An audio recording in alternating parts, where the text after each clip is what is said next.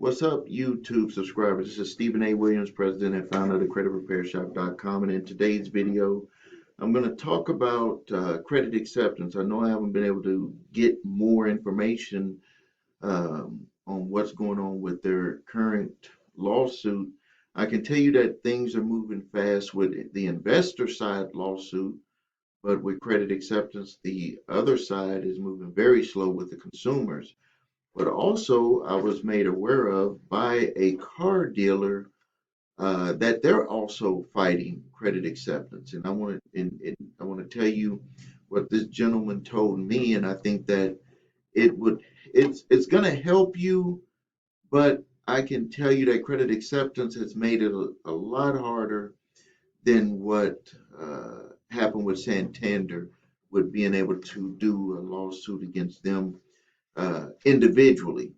Not to say that if enough people keep complaining that the attorney generals from all the states end up doing something about this, but right now we only have a few states that are really pressing right now hard on it. But let me just tell you what this car dealer told me happened to him, and so because he saw one of my videos and he said, "Hey, Steve, uh, let me tell you, they're doing stuff to the people. They did stuff to their investors, but they're also doing stuff to us, the car dealers." And one of the big things that this type of company, Credit Acceptance, what they did is they went into to dealers that were mainly, not really huge car dealers, but they, they're like your mid grade to lower, where they don't have not like a massive car dealer. And what their niche was they were like, hey, if you're doing in-house financing and you're trying to collect, or you're trying to deal with banks that'll always tell you no because of credit, we're gonna, we're gonna say yes to like 99% of your customers, but this is what you have to understand, because we're risking the money. We're gonna pay you, and I'm gonna use this example like what he said. Uh, let's just say that the car is $10,000. You uh, we finance it. We're going to pay you $2,000. We're going to give you $2,000 right now on that 10,000. You wouldn't have been able to even move the car, so we're wanting to help you move the car, and we're going to take on all of the labor and everything on collecting the payment. So you don't even have to worry about that.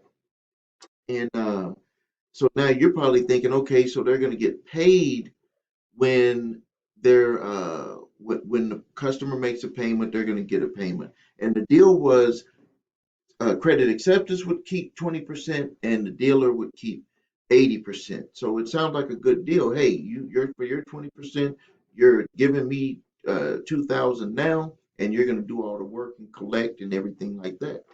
And they also said if it has to get repoed, that they would repo the vehicle. So the dealers were thinking, hey, this is a good deal. I'm going to start getting paid.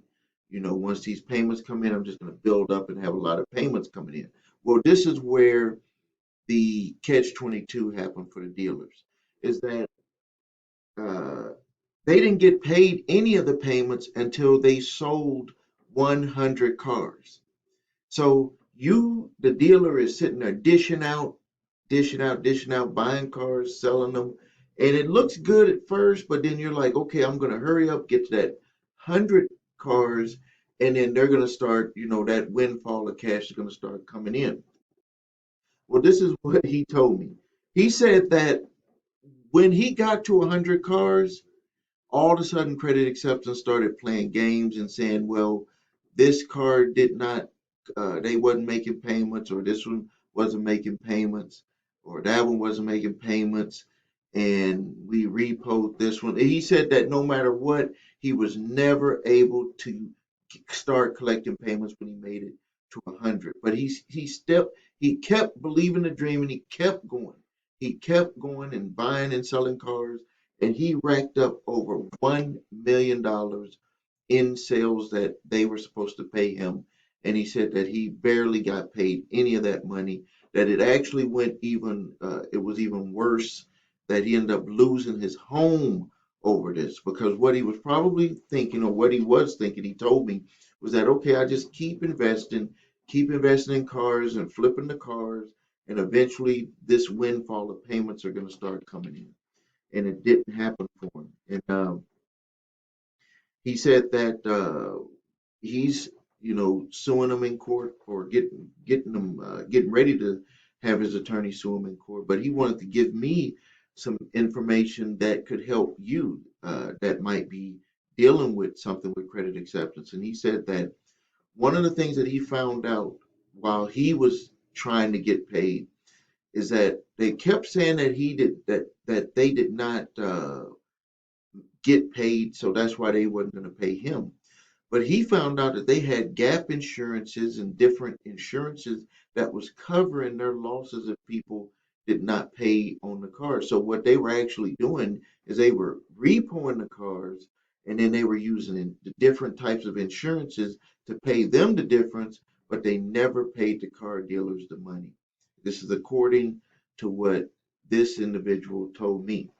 And so, what he suggested for anyone that's having a problem with credit acceptance, where they've uh, repoed the vehicle, or they're getting ready to repo the vehicle, is that you need to look at your contract to make sure that if there was any type of gap insurances or any type of credit insurances that was added on your contract, the car could actually have been paid off using that. And we've talked about that in other videos, but I want you to specifically pay attention to it dealing with credit acceptance. Now, another thing that he said that was a problem, and I had read this too, is that credit acceptance put in their contracts when you sign to get finance for the vehicle, is that they had a line in there that you had, if there was anything that you disagreed with, any disputes, that you had to go to arbitration. And you all know what I think about arbitration. Is that's like setting you up to lose, because number one, when you sometimes, and they did it in this case, is that they said that if you want to go into arbitration, you had to go to where their home base was, which is in Michigan. And if you live in another state, how are you going to get over to Michigan to arbitrate over something? Yeah, you might be able to do it virtually, but you know that the ball is going to be 100% in their court.